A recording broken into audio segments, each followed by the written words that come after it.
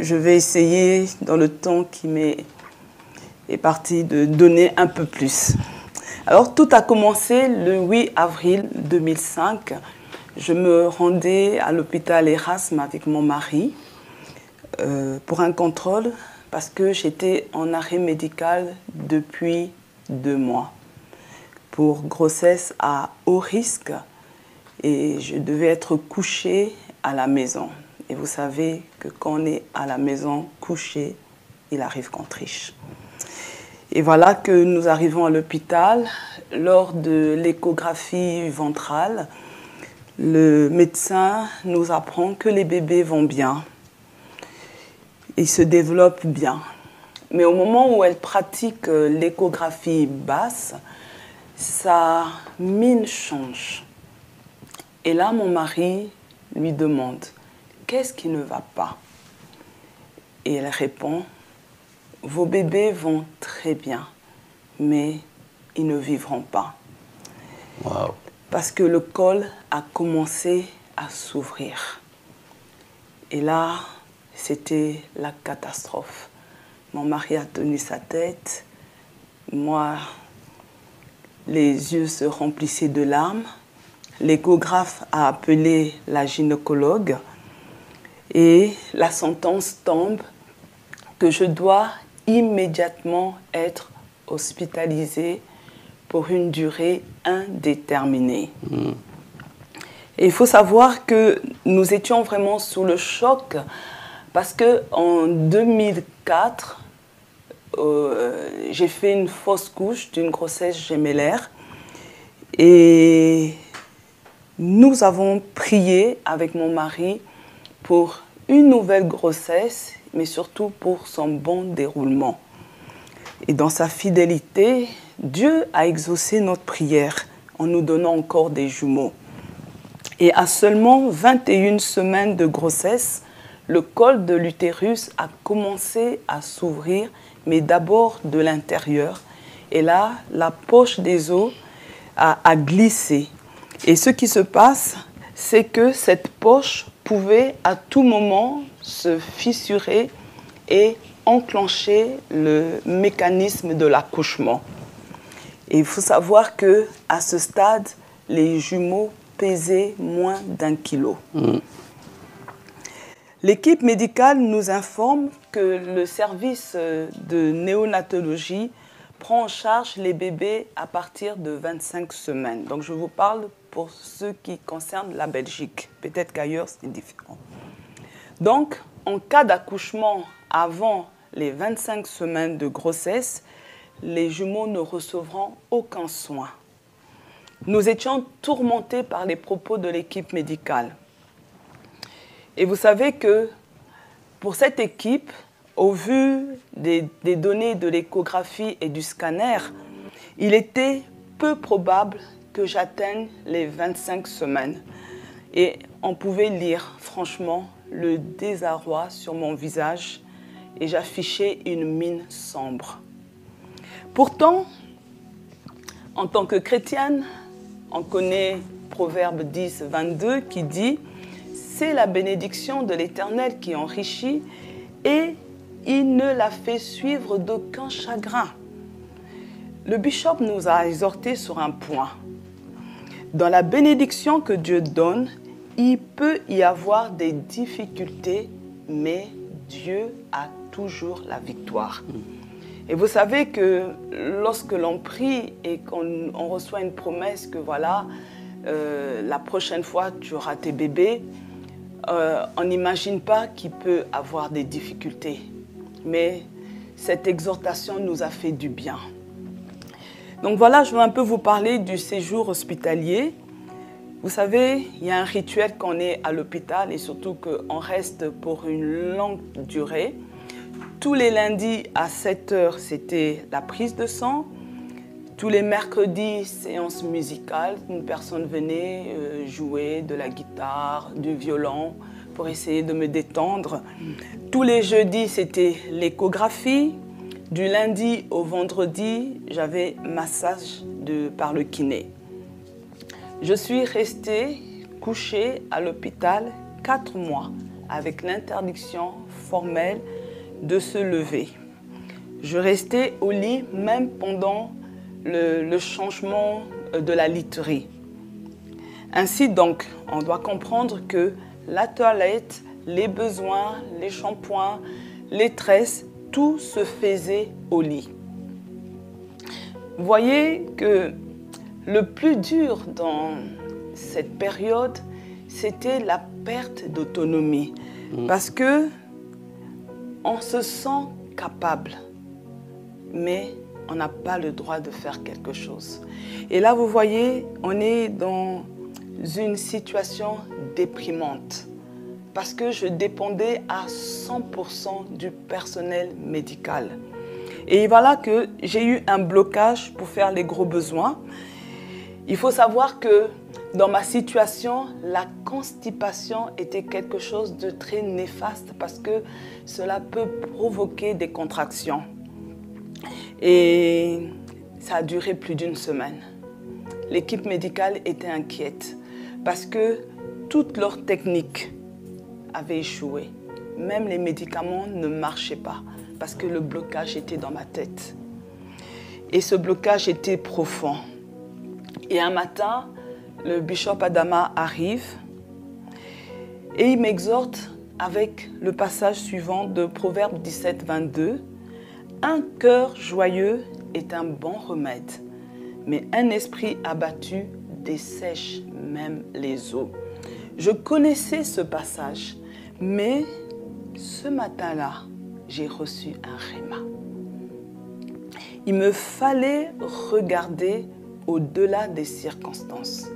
Il me fallait banaliser cette situation et se dire que cette période par laquelle je passe, c'est pour tenir mes jumeaux dans les bras. Le bishop Adama et sa famille se sont impliqués dans la prise en charge de Anaïs, ma fille aînée, qui avait à ce moment 2 ans et demi. Et là maintenant, j'étais calme, j'étais paisible. Et vous voyez que cette paix, même l'équipe médicale l'avait constatée. À tel point que l'équipe s'est demandé si je n'avais pas perdu la boule. Parce qu'ils remarquaient que la peur m'avait complètement quittée. Que lorsqu'ils venaient avec leurs propos alarmants, mes yeux ne se remplissaient plus de larmes. J'étais devenue imperturbable. Et là, ils ont demandé à la psychologue de l'hôpital de passer me voir. Et le lendemain, elle était là parce que la question fondamentale qui se posait, c'était si je comprenais leurs propos, si j'entendais ce qu'ils disaient. C'est-à-dire que je ne dois pas rêver, je ne veux pas tenir mes bébés. Et moi, je leur ai dit que oui, j'entends et je comprends très bien tout ce que vous êtes en train de me dire. Mais ils étaient persuadés que j'avais perdu la tête. Et le lendemain matin, la psychologue vient à mon chevet. Elle se présente, Madame Israël, une juive. Nous avons échangé au sujet de la foi d'Abraham et de Sarah. Et finalement, elle a fait un rapport pour conclure que j'étais saine d'esprit. Et là, c'était maintenant le calme total. À 23 semaines de grossesse, c'est-à-dire 2 semaines après mon hospitalisation, les paramètres n'ont pas évolué comme les médecins s'attendaient. Parce que vous savez, et je sais que parmi vous, il y a des femmes qui ont déjà accouché, que lorsque le col commence à s'ouvrir, il continue à s'ouvrir. Surtout que les bébés font pression. Et chez moi, tout est resté stable.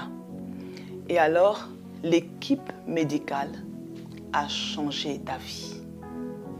Maintenant, lorsqu'ils venaient, il ne venait plus m'aborder avec des propos alarmants.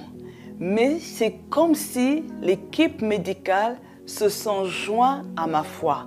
Parce que maintenant, lorsqu'il venait, il disait « Bonjour, vous avez gagné un jour de plus. Alléluia. Yes. Il me saluait en me disant que vous avez gagné un jour pour les jumeaux. Et mon cœur était dans la joie. En effet, chaque jour gagné était une grande victoire. Yes. Alléluia. Amen. Et finalement, j'atteins le stade de 24 semaines de grossesse parce que c'était là qu'on pouvait commencer à faire les injections pour la maturation des poumons des bébés. Et là, à ce moment, pour me préparer, on me prend sur mon lit pour m'amener au service de néonatologie, pour voir déjà comment les choses se font, parce que pour eux, atteindre les 24 semaines, c'était déjà une victoire. Et ils espéraient que je résiste jusqu'à la 25e semaine. Et là, les bébés viennent, ils les prennent en charge. Mais quand je vais dans le service, je vois des bébés tellement minuscules. Parce que vous savez, quand vous êtes enceinte, vous ne réalisez pas à quoi représente un bébé de moins d'1 kilo, un bébé de 500 grammes, de 600 grammes. Et lorsque j'ai fait la visite du service néonatologie, en voyant toutes ces machines, en voyant tous ces bébés, j'étais sous le choc.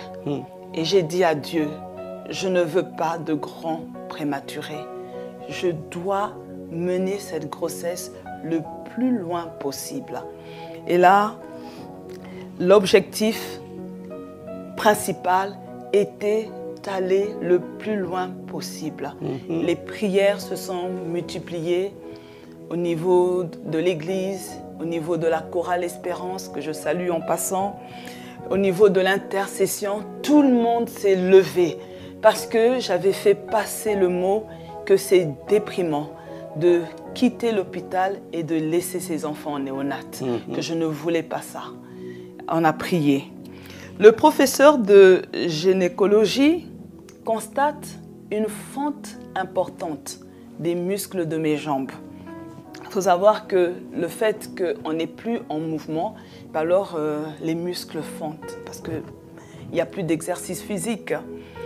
Et finalement, elle décide que ce sera une césarienne. Mais j'aimerais quand même relever ceci.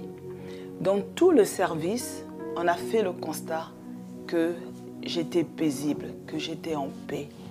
Et finalement, avec l'autorisation du professeur, on m'a demandé de remonter certaines femmes qui étaient vraiment en dépression, qui allaient très mal.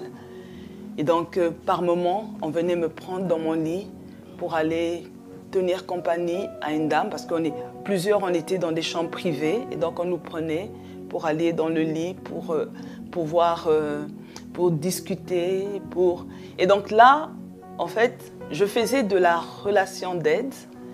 J'utilisais les versets bibliques, mais sans dire Dieu, pour ne pas mettre les gens mal à l'aise.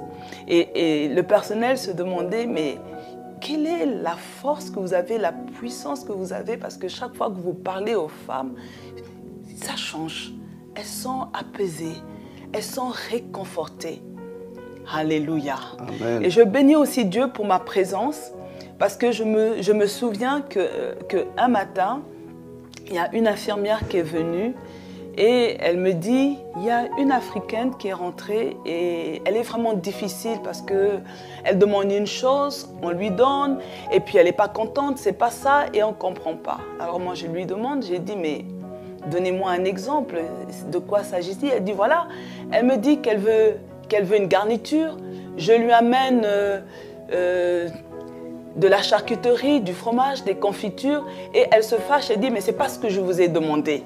Et quand elle a dit garniture, j'ai compris qu'elle était originaire du même pays que moi. Et j'ai dit à l'infirmière, elle veut une bande hygiénique, allez lui donner. Et directement, ça s'est calmé. Et vous voyez, quand on est là, dans son moule, et c'est ça que j'ai fait comprendre au personnel médical. Parce que vous voyez, à l'hôpital, il y a des personnes de tout horizon. Mais on oublie souvent qu'on ne parle pas tous le même français. Congo-Brazza, c'est ex-colonie française. On ne parle pas le français belge. Vous partez au Canada, il y a un français, les mots sont les mêmes, mais deux fois ne veulent pas dire la même chose. Et ça, c'est le plus que je leur ai apporté en leur disant, faites attention, parce que deux fois, le manque de compréhension, ça crée des chocs et la personne qualifie de racisme et tout. Et donc, j'étais bien aimée dans cette équipe parce que vraiment, Dieu m'a utilisée puissamment. Et voilà qu'à 35 semaines, on décide de me mettre debout. Et le constat, heureusement que l'équipe médicale était là, je tombe.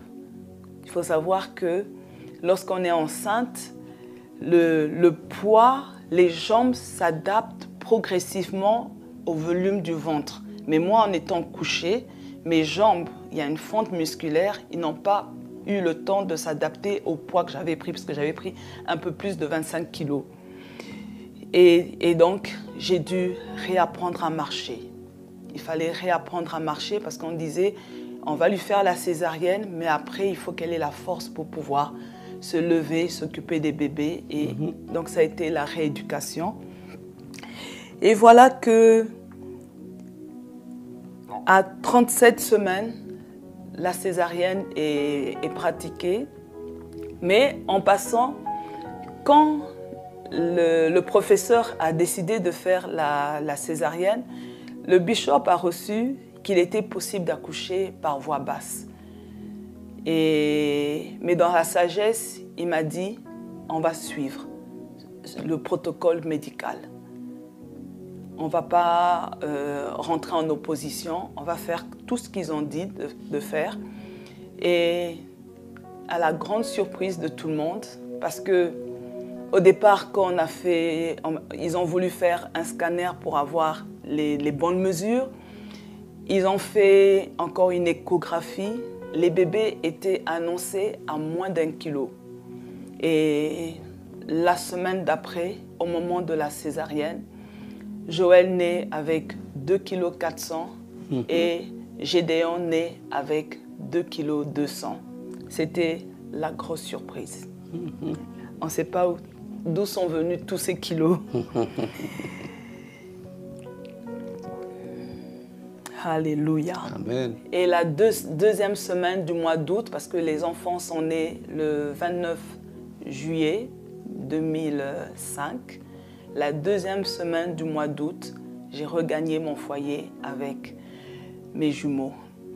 Et là, ce matin, je veux vraiment dire merci à Dieu parce qu'il a opéré des prodiges. Le premier prodige pour lequel je veux lui dire merci, c'est pour la force mentale. De rester 6 mois couché, 2 mois à la maison et 4 mois à l'hôpital. Il fallait avoir une force mentale. Beaucoup sombrent dans la dépression. Beaucoup passent les journées et les nuits en train de pleurer. Beaucoup sont dans l'inquiétude parce qu'on se demande qu'est-ce que fait le mari à la maison. Mais je bénis Dieu parce qu'il avait mis la paix et cette assurance que mon mari craint Dieu et qu'il n'y aurait aucun problème. La deuxième chose que je veux dire merci à Dieu, parce que au moment où je suis rentrée à l'hôpital, ils ont pris les mesures du col. Avant la césarienne, quand on a fait le scanner et les échographies, ils ont tout revérifié. Bingo, rien n'avait bougé. Wow. Les mesures sont restées statu quo. Même pas 1 millimètre de plus. Et ça, c'est le miracle de Dieu. La troisième chose pour laquelle je dis merci à Dieu, c'est que les jumeaux pour lesquels on avait annoncé qu'ils ne vivront pas, pour lesquels on avait annoncé qu'au pire, ce seraient des grands prématurés, ils sont nés à 37 semaines, ils sont nés vivants et en bonne santé. Et aujourd'hui, ils ont 16 ans. Alors, Pour terminer, j'aimerais lire le psaume 138, le verset 2, de la version Parole de vie, qui nous dit ceci. Je me mets à genoux devant ton temple saint. Je te dis merci pour ton amour et ta fidélité. Oui, tu as tenu toutes tes promesses au-delà de ce que nous nous attendions. Amen. Alors, permettez-moi de vous montrer quelques photos. Donc, deux fois quand je suis sortie de l'hôpital, vu que je faisais un 38, ventre plat, les gens se demandaient si réellement j'ai porté cette grossesse des jumeaux. Donc là, vous voyez, quand on m'a levée, le 16 juillet 2005, à 35 semaines. Attends qu'on puisse te zoomer pour voir. Voilà.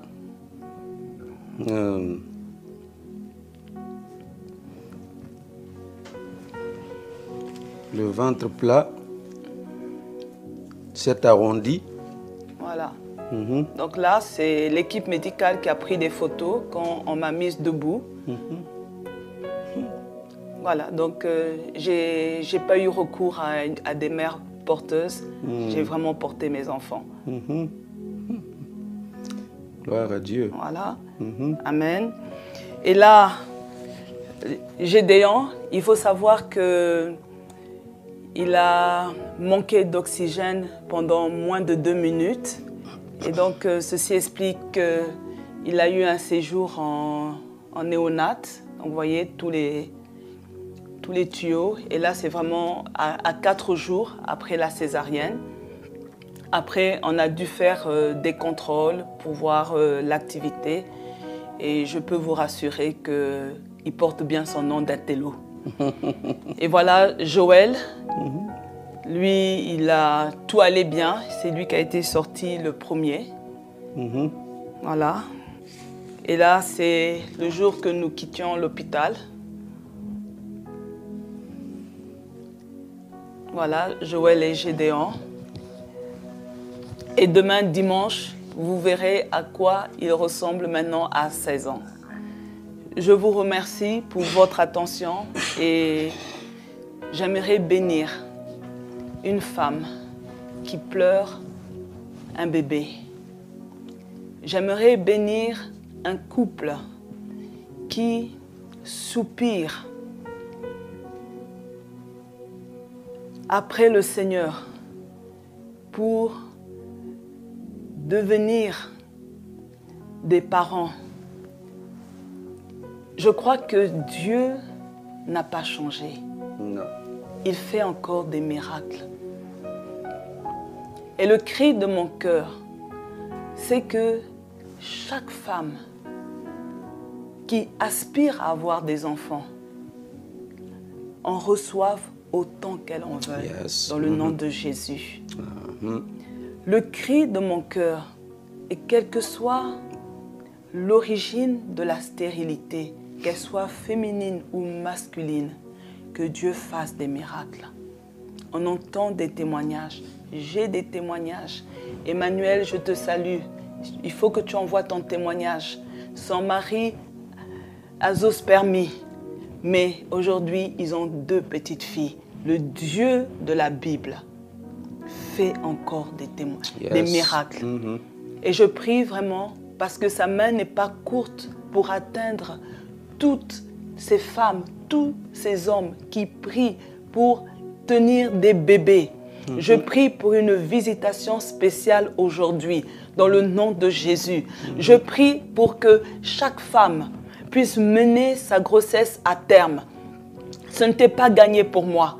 Quand on regardait mon gabarit, on regardait les dimensions de mon bassin, on disait, elle ne peut pas supporter 2 enfants dans le corps. Mais il y a un Dieu qui a rendu cela possible. C'est pourquoi je dis à Dieu de vous surprendre cette année. Que Dieu, maintenant, puisse